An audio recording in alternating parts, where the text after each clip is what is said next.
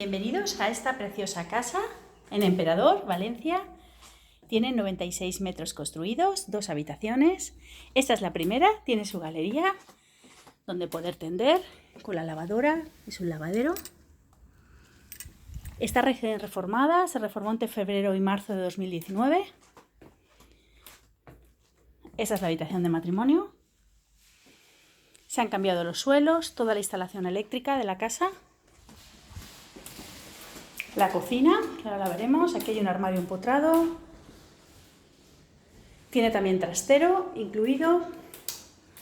Este es el cuarto de baño completo, con bañera, bidet. La cocina,